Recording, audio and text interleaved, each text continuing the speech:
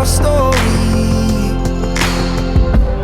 but don't leave the good parts out. We're back. I'm glad someone likes my jokes. We man. figured it was just a little bit much. It was a bit. Let's be honest. It was a bit much for me. I was very. It was distracted. it was a lot. I think you were pretty. It was a lot. It was a you lot. were But in we are there. back. Now I'm trying to remember. Oh yeah, we were talking about this walk. You want to start over? Yeah, start over. The whole thing? Yeah. I love that idea. Okay, so It's up to you. there wasn't even that much good that we did, guys, I promise. But we had a whole thing going, and then it was like a big solo by the gardener. Leaf blower. He had a leaf blower. A the whole FaceTime. situation. So yeah, we can get to why don't we just what we were talking about, which we'll start now, is why are you walking across the US? The most simple answer is that because I want to. Sick. But there's some layers behind that. There was a sort of jump start to making the decision, actually doing it, which was Avicii's death. After my dad's death. And when Avicii died, whenever anyone dies, it just reminds me I'm gonna die too. Yeah. And we talked about earlier, I look at my life as a big art piece. Each day is sort of like a different stroke. Each song is a different thing. But at the end of my life, my life will be my grand art piece. And this is definitely a stroke I want on that canvas. So when Avicii died, I was like, I just knew I had to go on the walk this year. I couldn't wait because I don't know how much longer I'll have, Is something you've always wanted to do? It's like a symbolic thing? Or I wanted to do it maybe 5 years. And one of the things that really excites me about it is it's not like showing people who I am, but finding out who I'll become from doing the walk,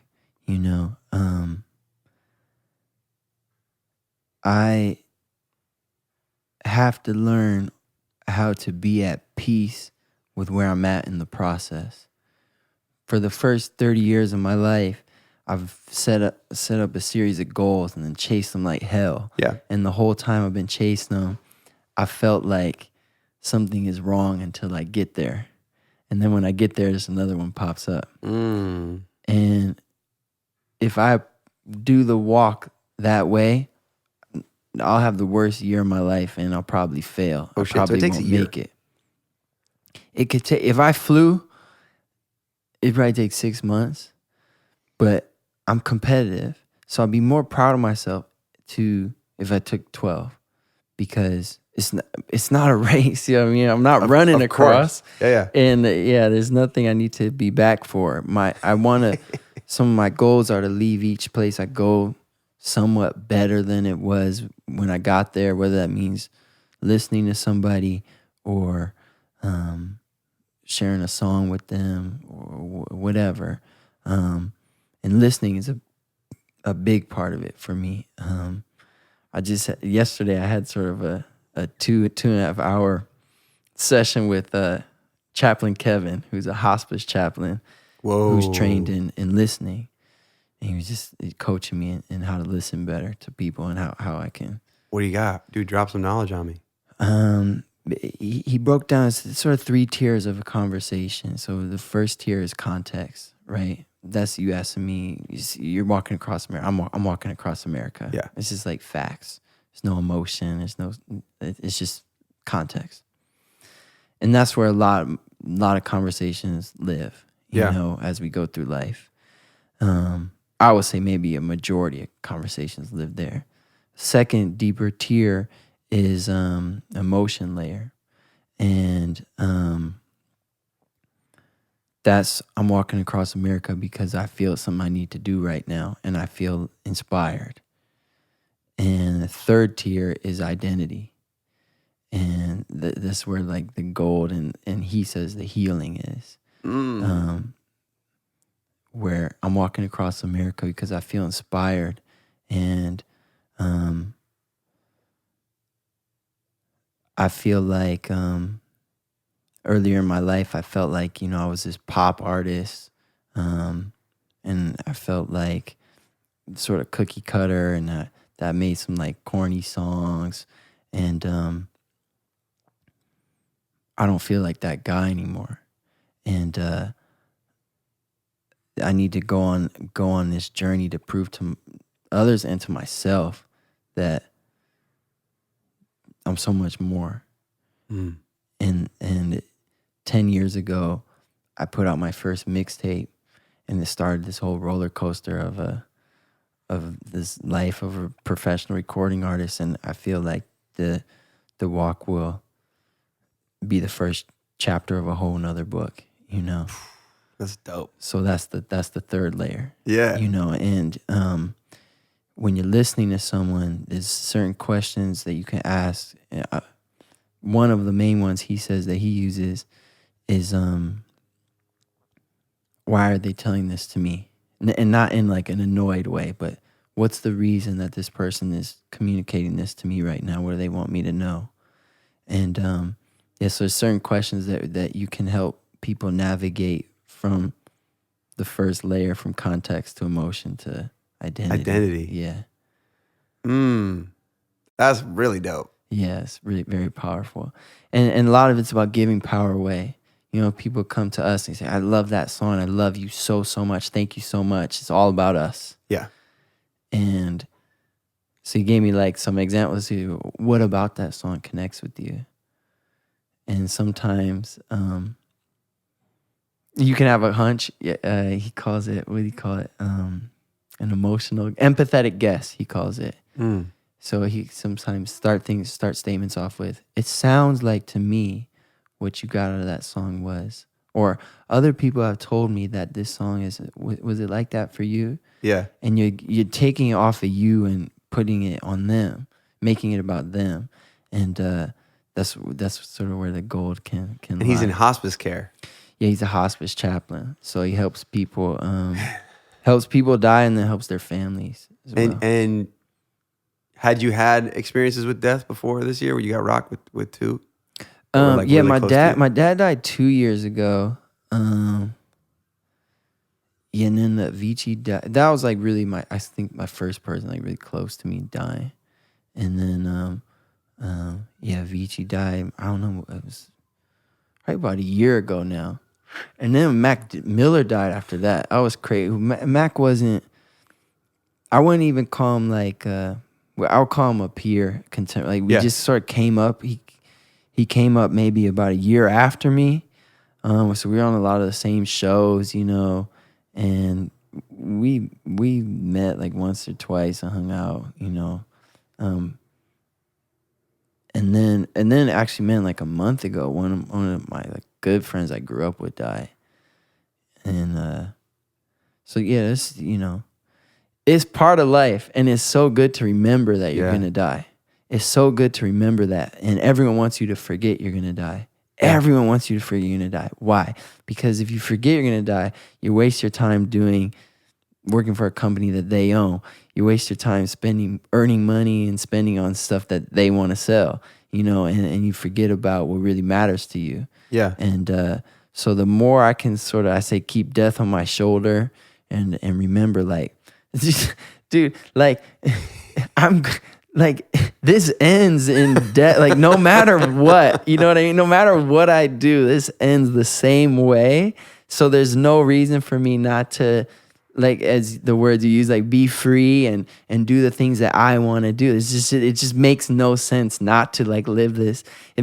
Not to live my life. It makes no sense to sort of have this, like, timid, guarded mindset. It just doesn't make sense. And a lot of people our age, you know, especially when we've had success, the tendency is to go into defense mode and sort of preserve what we've already accomplished. And it's just not super interesting to me, you know? And so one of the biggest moments of my life was when my mom died. I was 25. And it changed my whole thing. It was like so important. It's like 10 years in, I can say important.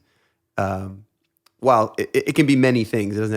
It was the biggest bummer ever, but also like really opened me up in a bunch of ways that were like really important, you know? Like number one, I'm just like, I can be a little too optimistic. I don't know if it's too optimistic, but just like very happy to the point where I couldn't even understand why you would be upset. So to have a good year of being quiet, just because I couldn't put a smile on. That was like such an important thing for me. Yeah. Also, that the rules of life that I understood weren't correct.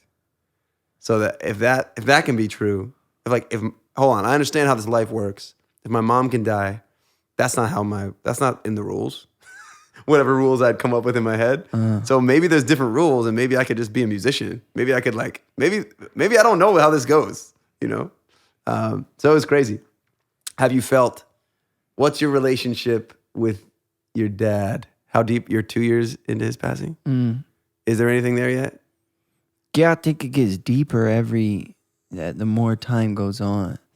I think the more I learn and the older I get, and really having some friends that have children of their own and being around what it's like to have a newborn. Yeah. It's kind of like detective work. I'm piecing together what it must have been like for my dad to be there and love me in a time that I can't remember back that far. You know, because my first memory, I'm about 3. Yeah. And so there's 2 years there where my dad was there and loving me. So that like just being around friends who have newborns, it makes me appreciate my dad even more and love my dad even more. Yeah. You know? And I usually get to it later, but since we're here, what do you think happens when we die? Where do we go? What's up? So I'll preface this with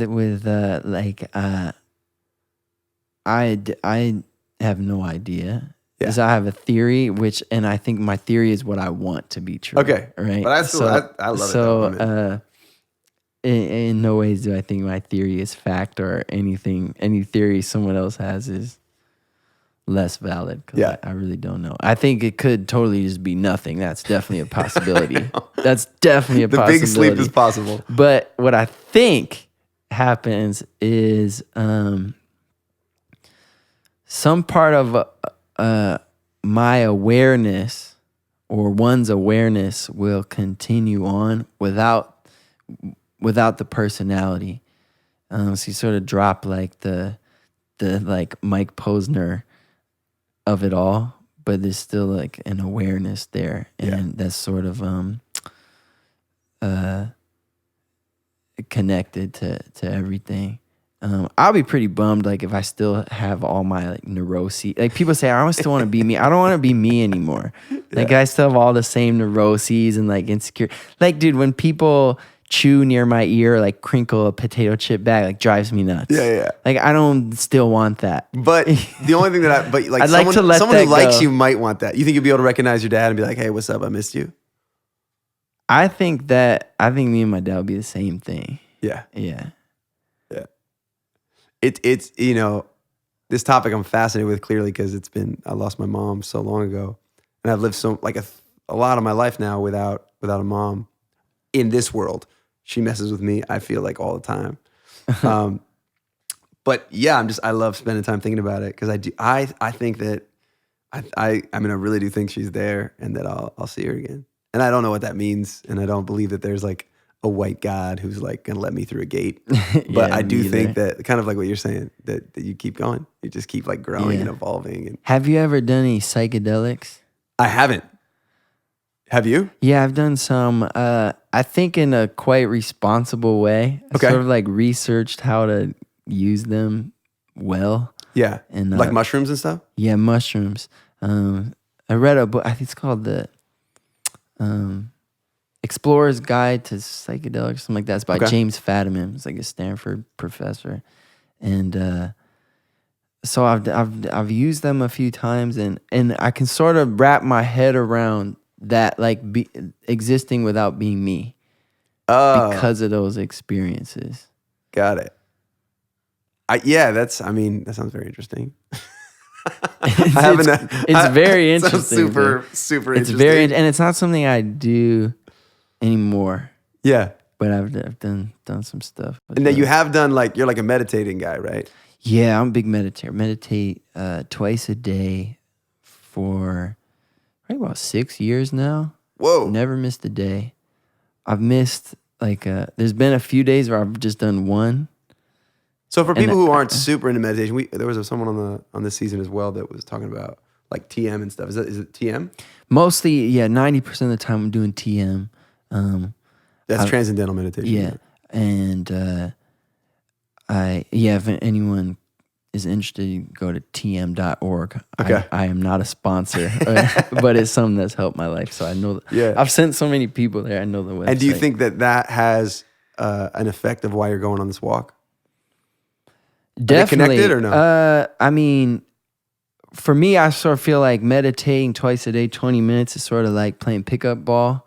Okay. And like, you get to some beautiful places and learn some things. There's this curiosity in me that goes, well, what if you did that way more? What would happen? You know, like what if you started training like LeBron James, you know, or like what would happen? So yeah, I mean, a big part of my walk, I want to be practicing walking meditation. So can you tell the average person like what is happening in those 20 minutes?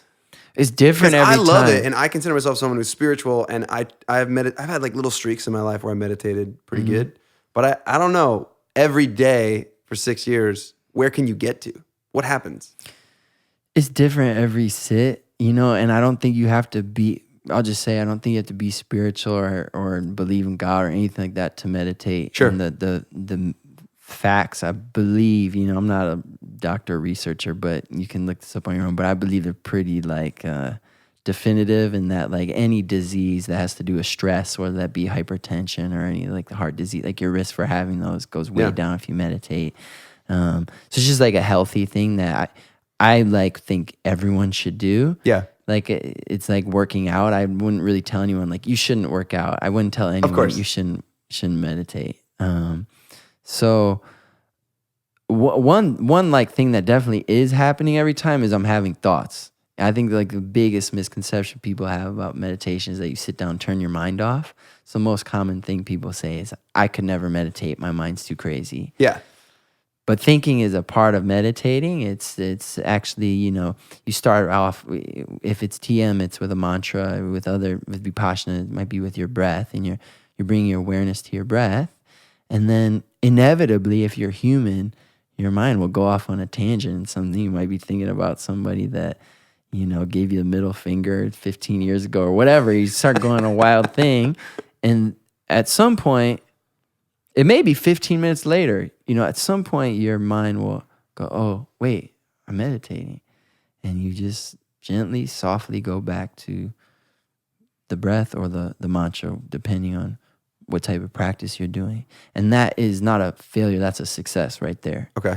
The success is, you know, now in my life, I don't have to go down these rabbit holes of ridiculous negative thought, which I believe is so important, you know, and I believe basically you get what you think about in life. So if you're constantly in these weird negative, you're just like, you're not using your mind is using you, and things are just sort of like, your mind's like off to the races no matter what, and there's no ability to say, hey, let's stop this train on this tangent and like come back home. Then you're just sort of handicapped, you know, and I think you're using half, you know, like less than half of the potential your mind has. And that's just me speculating, you know, I don't have any data on that number. Course. But when you talk about like, you know, me being able to remember a poem, write a poem and do it on the stage, and, you know, it's from meditating for sure. You know, like I meditate and then I sometimes write the poem. Like I can write a poem all in my head now, you know. I've done this before. I wrote like a 20-minute keynote that I did at my alma mater in my head and remember it, you know. And you spend enough time like quiet with your mind, you start to see how it works. You start to see its dysfunction in some ways. You start to see how to use it. And I feel. And have you done like retreats where it's like you're quiet for a long time or by yourself or something like that? Like that's like the next level, right? Yeah, I've done one Vipassana retreat, which is like no joke, man. The cool thing about Vipassana retreats is they're 100% free and they're all over the world. Wow. And that retreat is, the men and women are split up. You have to wear pants. There's no showing of skin or anything like suggestive because they just want to remove any like sexual energy out of it. There's no speaking. There's no eye contact, even or hand gestures. Like you're just not supposed to be communicating with other That people. sounds terrifying. You're just on your own journey, you know. Oof. And I had done a couple retreats before that, so I was sort of cocky going in. And then you basically sit on, you have an assigned like cushion, and there's prompts and stuff. And they teach you this technique, and you sit for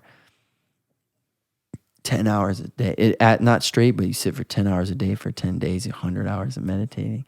The sheer physicality of it is ridiculous. Back starts hurting. So what do you take bad. away from that? Did you have like some crazy experiences? Yeah, definitely. I mean, most of that one honestly was like pain.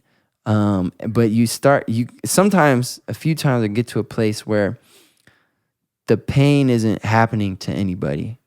So there's pain, which is like the raw data of pain. It's like a physical sensation. Yeah. And there's no additional story going on. There's no, this shouldn't be happening. There's no, why did I decide to do this? Why am I putting me through? There's none of that mental chatter. It's just like this raw data of a sensation, which when you remove all that chatter is actually like not that different from joy and pleasure. And so it's kind of weird. And then another thing you take away, they really harp on there, is that everything changes. So you're sitting there in like some negative mood and you're just sitting with it and like, oh my gosh, how much longer? And then it goes away and you have this happy thing like, dude, I can do this. And then it goes away. And that's the main teaching there. I forget the word they have for it. I think it's a Sanskrit word, but it just means everything changes. You can't really hold on to anything. You know, it's so interesting because I feel like one of the things I really respect about you, and this is the first time I'm meeting you, but I respect about you that you seem to follow your muse in like a pure way. Thank you. And I think that this probably helps. Yeah. Because I feel like there's a lot of, the opposite of being able to just follow a muse is doing what other people think or feeling pressure to follow in line with everybody else. Mm-hmm. And it sounds like what you're doing is like really taking away as many voices as you can so you can hear your own. Correct. Right? Yeah. Yeah. Man, I want in. I gotta get. Well, you can go, man. It's I gotta go do some of this. I did some retreats that were different. I went to this monastery and they call them private retreats or retreats of solitude. Yeah. So it's this monastery in Colorado called the Tara Mandala Monastery. And it's in the middle of nowhere. And there's a main sort of monastery building where they do retreats as you would think about a retreat. But then way up in the mountain, they have cabins that are really far from each other. There's 3 of them. And you can sign up to do solitude there. So I signed up. The first time I did it was for 7 days, and then last summer I did it for 12 days, where they put your stuff in a truck, take you up there. It's a cabin. There's no running water. There's no electricity. Obviously, you don't have like a laptop or anything, or nothing. It's like it's a notebook and some books maybe, and they just leave you there, and we'll see you in however long you sign. 12 days. We'll see you in 12 days, and. So I'd sit there and I was meditating like 5 to 7 hours per day, and eating, walking, and reading. Basically I was reading The Power of Now by Eckhart Tolle just over and over again on loop. And that way I had more crazy high experiences there.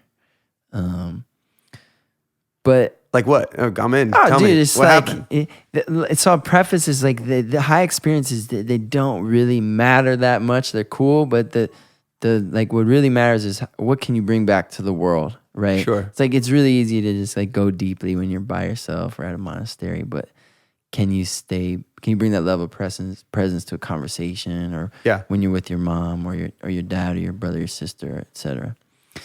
But yeah, there's a few times where.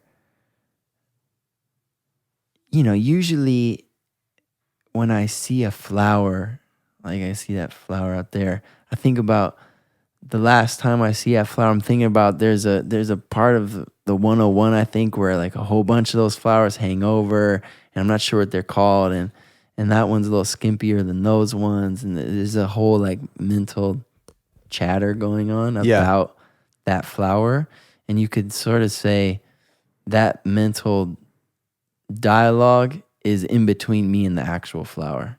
Okay. It's like in the way between me and capital R reality. So there was a few times just after meditating, like long times, where I'd be sitting there and I'd hear birds chirp, and you just hear the full, with a quiet mind, and you hear the full beginning of the note and the full resonance and the whole depth, but you're not thinking those words. It's just there. Man. And it opens up, and it's like cripplingly beautiful.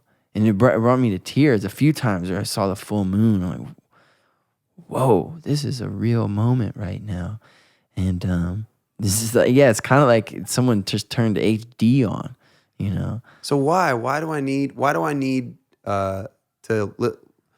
in a hotel to have Netflix on and I go to sleep? I know that's not good, and I'm embarrassed honestly right now even sharing why it. Do you? But like, why does right now? Man, I don't know if this has always been the case with humans, but right now there's just a lot of why. Even just to spend 5 minutes going to the bathroom, I have to be scrolling through Instagram and reading. And as soon as Instagram isn't doing it for me, then I go to Twitter. And then I go, why? Why do I need to be like this? Well, I think those things are designed, right, to interface with our like biological systems really well. And whatever they do, it works, right? Like totally. It's designed to like release, however it interfaces with our actual like bodies in a way physically that is addicting, you know? Yeah. And so I don't think there's anything wrong with you. I think that those technologies are just really good. Yeah, but as a culture, we like don't know how to be alone is what I'm getting. Because what you're saying is truly being alone can be magical and amazing. And that sounds so scary to me. For sure, it definitely can. I think that,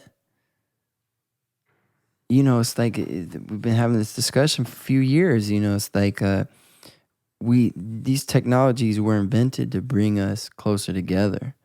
Facebook, Instagram, Twitter. Yeah. And in many ways, they have made totally in very profound ways, and in many ways, they've driven us apart in equally as profound ways. So I think for us to believe that technology is going to solve the problem that technology itself created is a bit naive. Yeah. And with equal to the technological growth that we're creating as a species, we need, I believe, internal growth that matches it. Yeah. Like Jack Kornfield says, there's some questions that Google can't answer for you. You know, you can answer a lot of them, but there's some that it can't. Yeah, can't get to. And so I think the more we can develop internally, right? It's the only way we're gonna like be able to solve that, fill in that chasm between, you know, being connected to someone in Japan, but like not being present at all with the person we're in the room with. You know? Yeah. Dude, it's crazy now with that. I got a 1.5-year-old, and it just amplifies how it's like, because when you do it to your wife or your friend, you feel a little bit bad, but not that bad. Everybody can kind of feel like, I'm not super present with you right now, but I also don't care, and I'm going to keep doing it.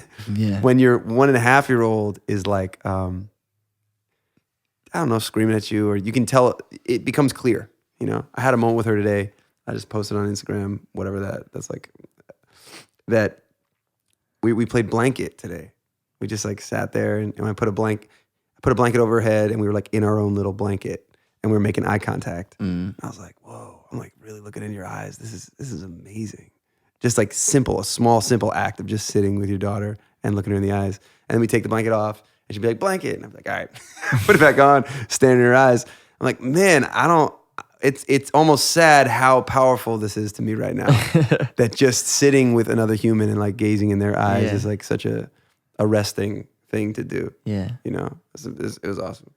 But you did it. We did it, and I'm now like I want to play blanket with a lot of other people, not in a sexual way. Just like spend me some time too, like man. like really really getting in with Me people. too. It's really cool. And that to me also, I hate to interrupt and No. make it more about me, but that's another element of the walk for me. I wanna play blanket with the people that I meet along the way. Yeah, You know, and I'm sort of like, I feel like I've set aside this year to do that. You know, where I don't have a show to get to. You know, I literally have like all the time. dude. Now again, is there any I mean? fear that shows up when you're talking about this? As far as like you don't have safety, a show to do for a year. Do you have? Are you disassociated from any fear that things will slow down? That there's going to be negative consequences from this, or is that chatter just not there because you're so clear on this what you need to do? Yeah, I don't really worry too much about the show part I think it'll just help. I think it will too. Yeah, I think it'll just help. It's not my goal to like get super famous from the walk. Though that is one of my bad reasons. There is one reason that I just want attention for sure. Yeah. And I know that's in me. I'm not proud of it. Yeah, It's not real. It's not the main reason, but that's one of the reasons for sure. I'm also asking. I wanted to ask you, like, you think it's harder to play blanket when you're famous? At times, but not always. Yeah. I think there's an art like what Chaplain Kevin was teaching me. Because when we first meet people, that if someone's a fan of us, they don't know if the permission is there to go past the first tier of a conversation. So we have to sort of, not in a authoritative way, hierarchical. Hierarchical? Hierarchical. Wow. Not in like an authoritative way, but just lead and say, hey, it's okay to go to two or three. I love this. So in some ways, I think it's easier, at least for my music, because my music, I'm like, I tell the truth about my life almost in like absurd detail. Totally. And so, and I didn't always do that. Like when my first album came out, I had sort of like Cooler Than Me, Mike. Yeah. It was less of that. And as my career has progressed, my conversations with fans almost kind of like start in that place. You know, sometimes start in level 2, which is cool. So cool. And I don't really get, when I was younger, I would, be, teenagers that want selfies and almost screaming type of vibe. Yeah. That almost never happens to me now. I'm like, people come to me like just finished their yoga retreat and like want to have a deep 10-minute get in. Yeah, exactly. Dive, It's funny. I feel, which is cool, man. Similar. The music that I make is not like, it doesn't inspire a ton of like throwing bras on stage. It's just not what I get, which is why I like that better, to be honest. Yeah. It's really funny. Yeah. I do want to just say thank you. What's so sweet about making art is that you get to make it and then it can have these positive effects on people all around the world. And I stumbled onto your poetry album and I was up in Seattle and I just started my tour. And it was like the second or third day to the tour. And I heard that you had done a poetry album. And I like... How'd you hear that? I think I was checking out...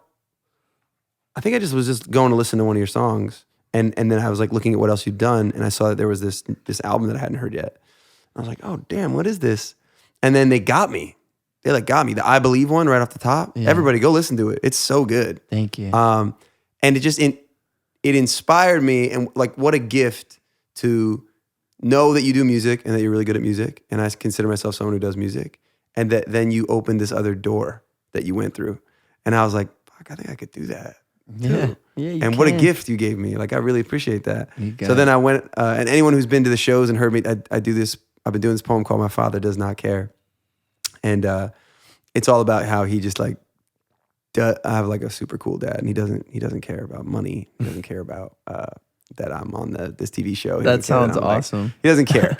All he cares about, like, he'll indulge me and like listen to whatever's going on. Yeah. But then he'll be like, so like, how's your prayer game? Like, how you doing? You know? And what a sweet thing. And then So you gave me this gift that I have then been able to, hopefully, if the poem's good enough, I've been able to give to other people. Oh, but definitely. it does kind of like come back. So Definitely. thank you so much.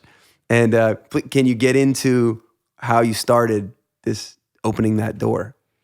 That's like a cool thing. Yeah. To be known as a musician and then be like, I think I'm going to step in here. I'm opening this door. Let's go over here. Yeah. I feel like for me to be of service to the world, I want to have a unique perspective.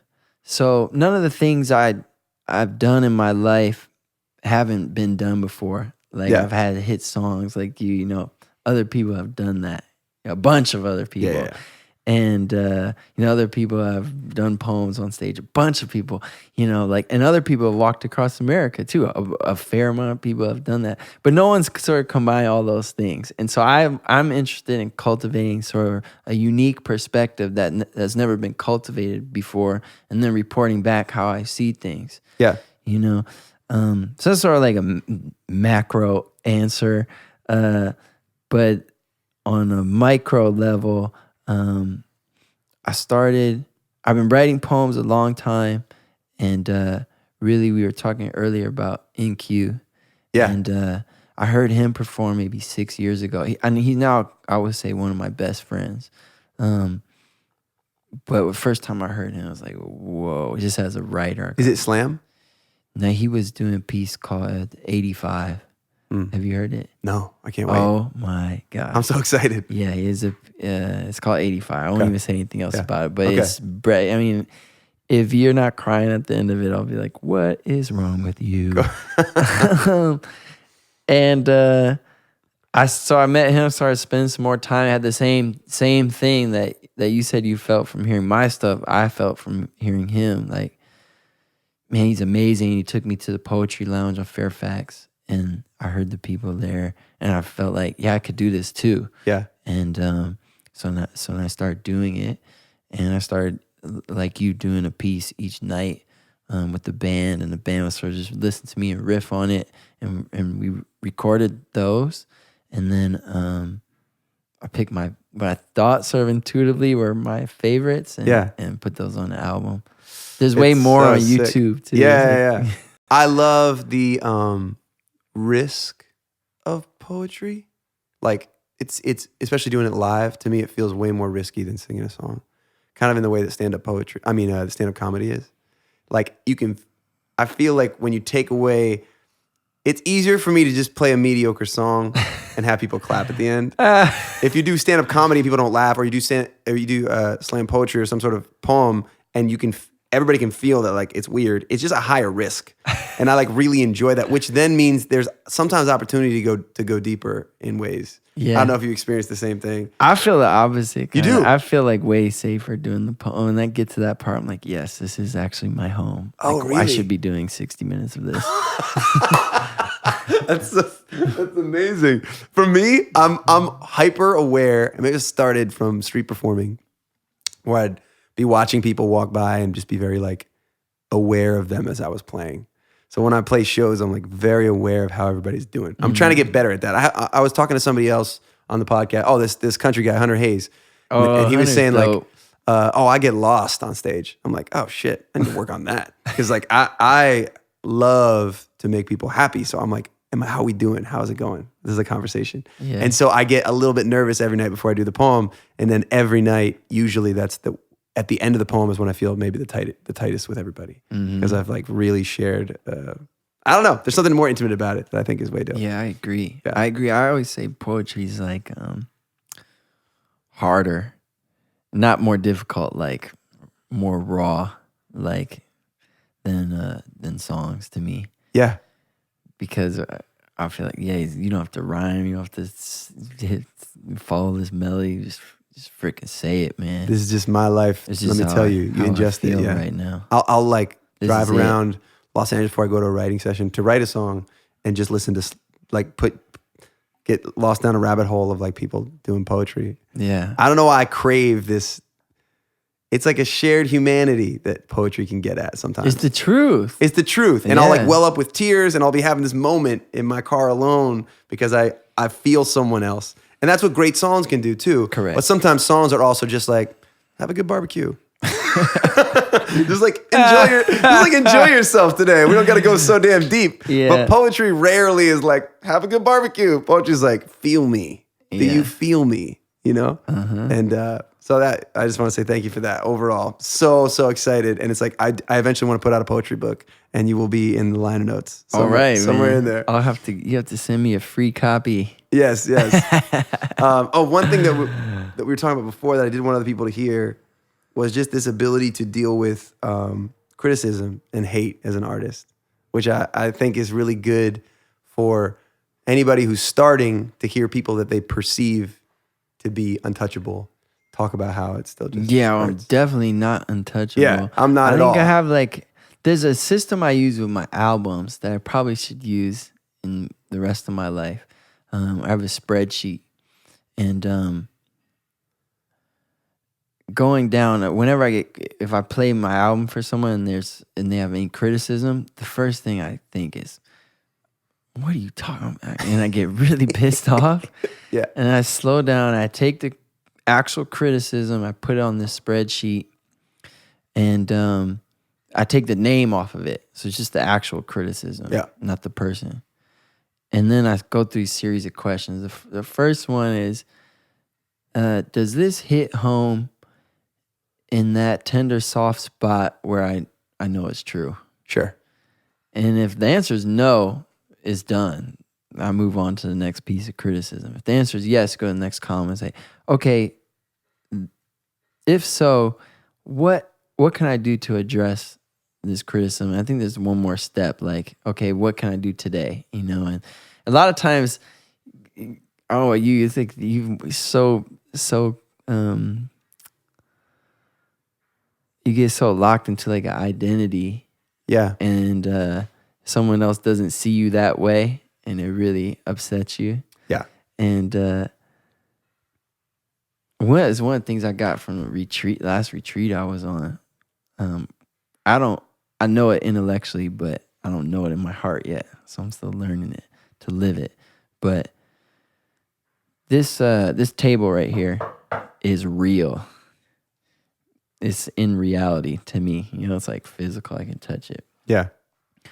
Most of us have sort of a map in our head as to like our life. Like, I've accomplished this much. I want to get to this next place. We feel like we're on some sort of trajectory, right? That map exists only in your head. It's not real in the same way the table is. Yeah. Right? You agree with that? Yeah. So in the same way that map is not real, the idea of who you think you are, which is like, for me, like my name, my age, what I do for a living, some like mashups of like emotions I felt in the past mixed with archetypal characters from movies that I've seen, and like jumble that all together, and like that's me, who I am, my identity, my personality. That thing, the way I see it in my head, is only in my head, and it is not real the way the table is real. And not only that, it doesn't exist in anyone else's head that way. Yeah. Other people have this other like vision of me, and it's much less detailed. Totally. Right? And it holds a lot less real estate in their brain, you know, than it does in mine. And it's just not a real thing. It just does not exist.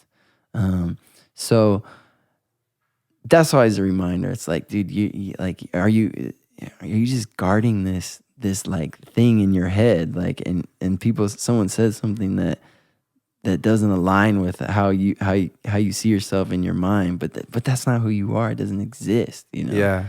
And people organize their lives to do that, you know? Totally. You know? And I think a lot of art gets made based on that, like subconsciously thinking like, well, I'm this way, so I should make this. Or the radio's playing this. Correct. So I should play that, or I should and I'm guilty of that. Oh, you know? totally. I'm guilty of that. But there are situations where you, I just had this incredible recording session with this African group of singers. And the coolest part about it was really being quiet enough with myself to say that I wanted to go down that rabbit hole. You know, like I feel like I have ideas from time to time, and then sometimes you can talk yourself out of it. Like we're talking about all this chatter all the time. Mm-hmm. And one of the things that I admire about you in some of the art that you've done feels like you are able to quiet the chatter and then make a decision based on your truth, as opposed to following what other people do. You know? And that's that's like a small idea, but a huge idea. And there are other writers.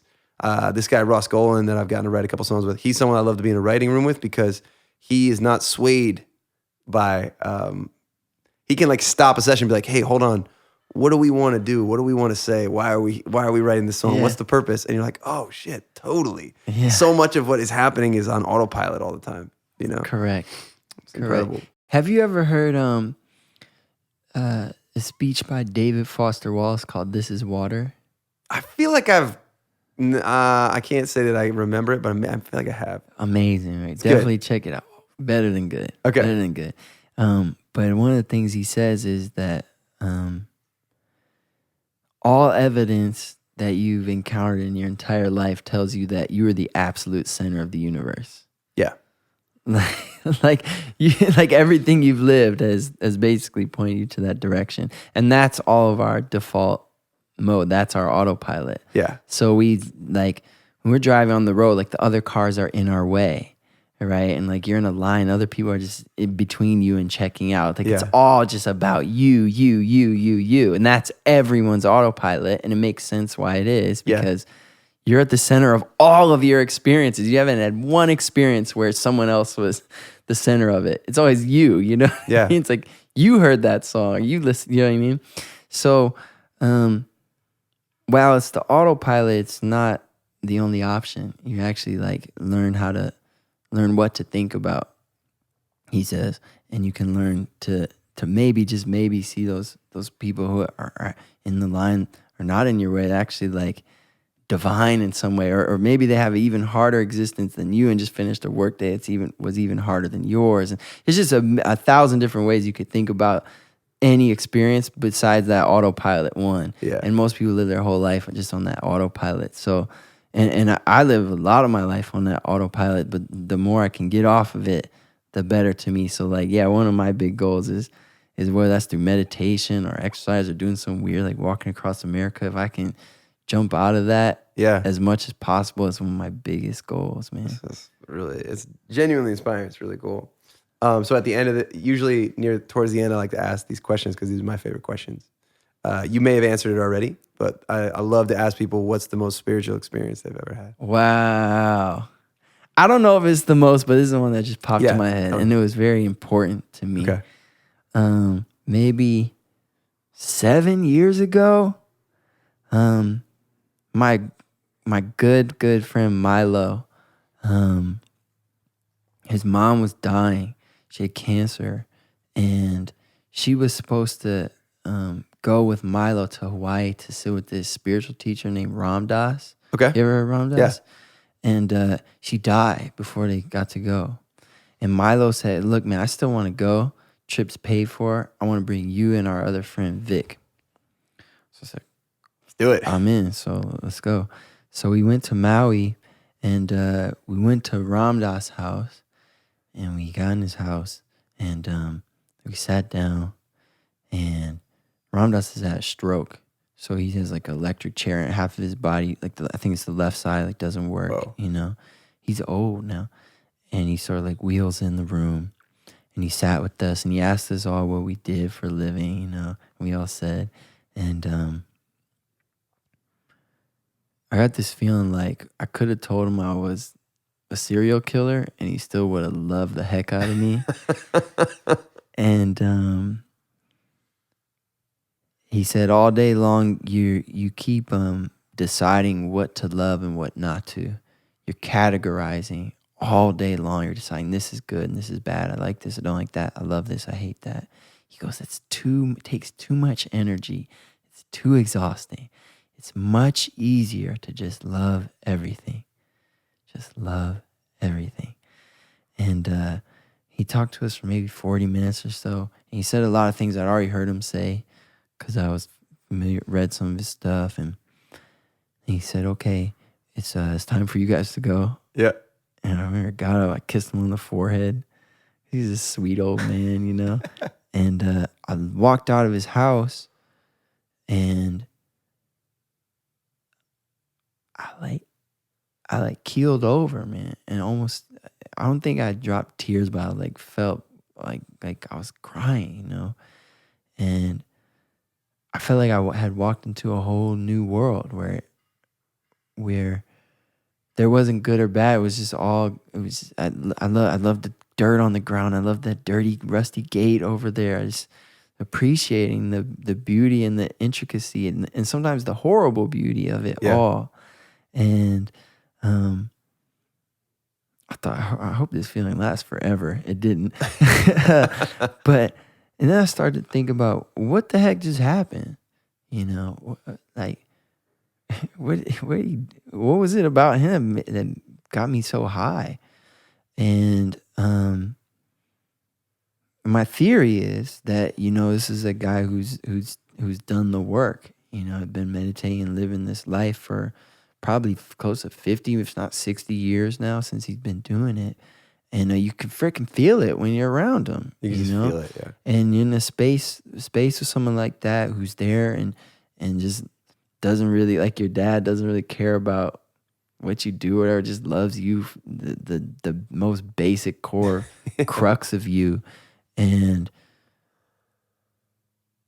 I thought to myself, what is more important than me being like that for someone else? Yeah. And I can't think of anything that's more important than doing that. So that just reoriented my life totally, where I just want to be like that for other people. And so that's one of my big whys for the walk as well. It's that's like dope. I feel intuitively it's a step in that direction. And that's something that you can't really understand without me like telling the whole story. But this is really powerful. Yeah, that's in my awesome. life. Yeah. What's the biggest myth about yourself that you've been able to overcome? That like doesn't hold anymore, that you truthfully believed? That that I believed about myself, or other people that I believed about myself. I think probably a good one, a good answer is I believed I really wasn't that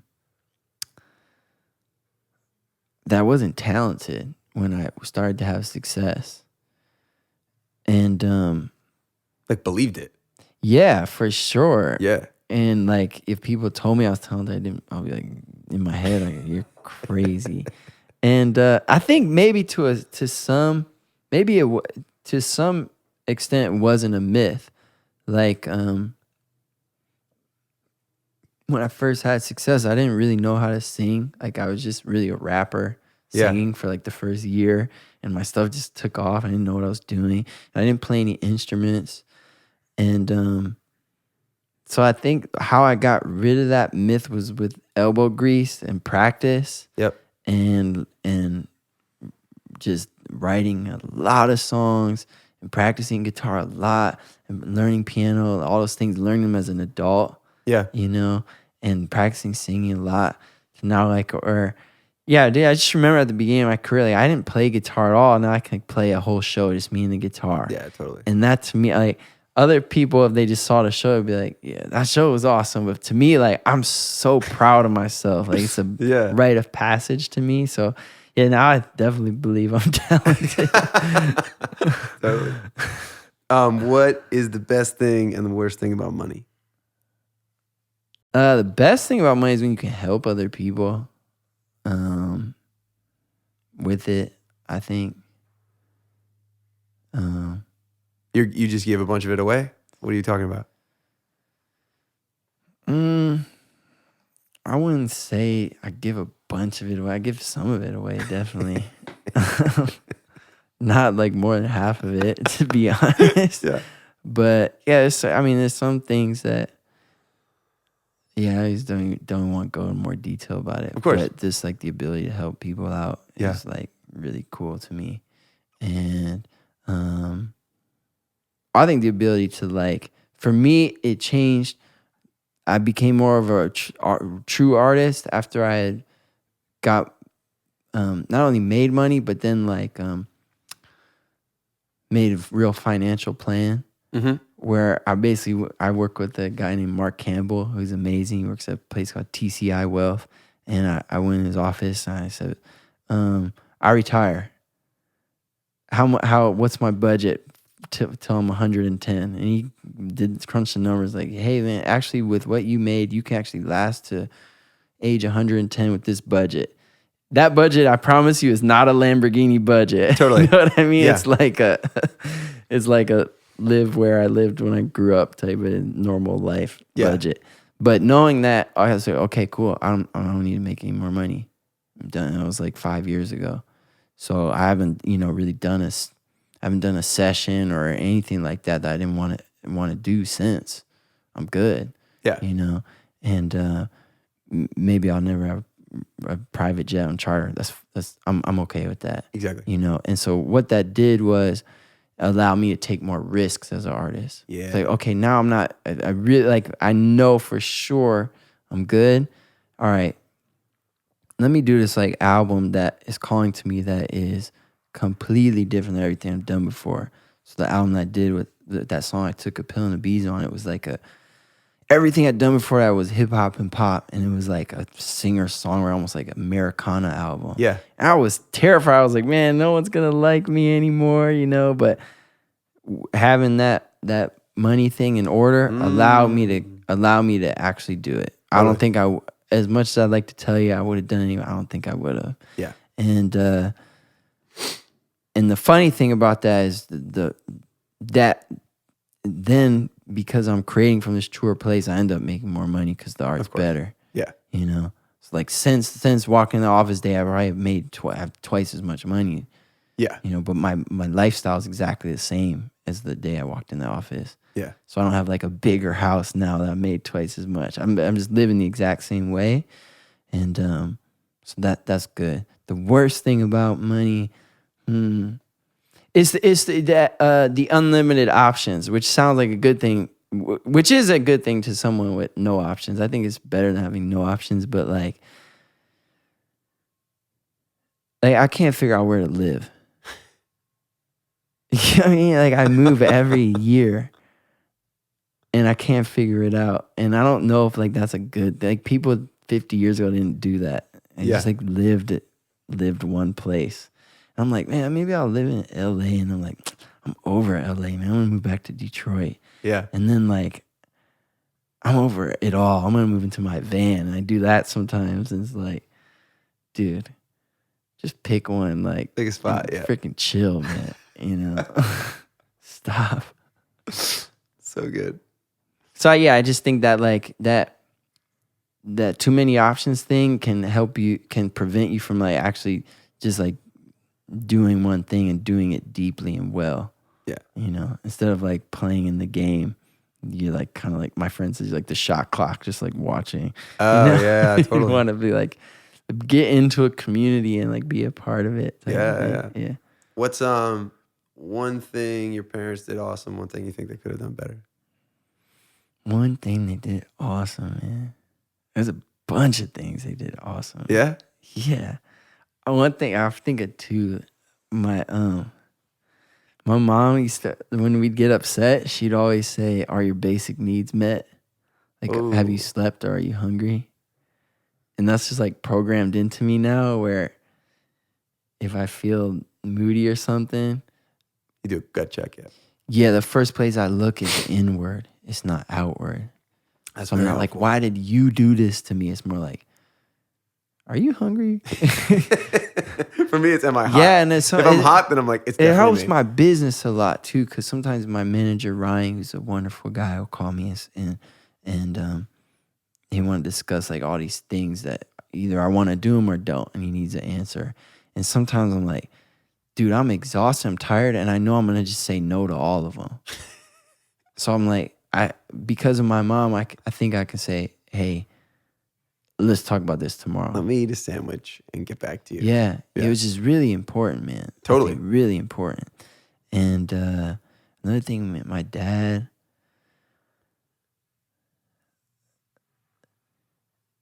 man, he just that unconditional love. He's always said it's 2 H's, health and happiness.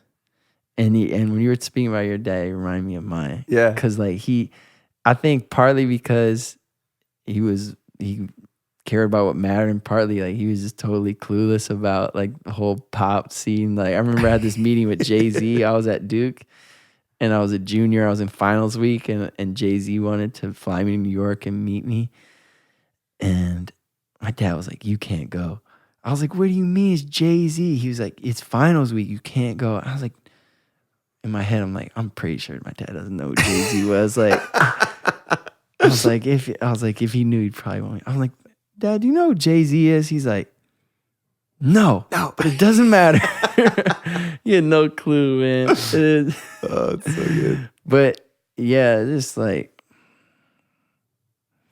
I don't know, man. I think he like taught me I don't really have to grow up. He's sort of like a big kid, like a big teddy bear.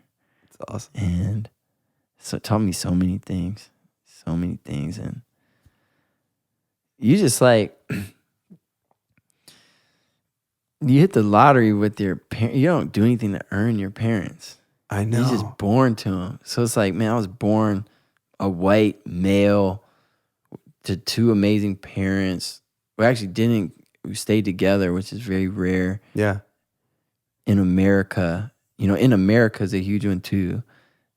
In the year 1988. Like, that is like, okay, I've done some cool stuff in my life, but like, a lot of the work kind of was like, yeah, I got a serious leg up. Done. There's no way around it. Yeah, dude. I always say there's like always an asterisk next to everything I do. Got a right? real head start. Yeah. Yeah. So, man, I think like, they're just amazing, man. And I rapped. Dude. My parents are white, man. I am white. And so I started rapping when I was 8. They didn't understand. They didn't know what the heck I was doing, But that didn't stop them from, like, they would help me pay for studio time back in the day. And, like, take me to the hood to record, like, on 6 Mile. My dad would drive me there. And, like, he just he never got my music. He never understood my music, but he all the way to the end.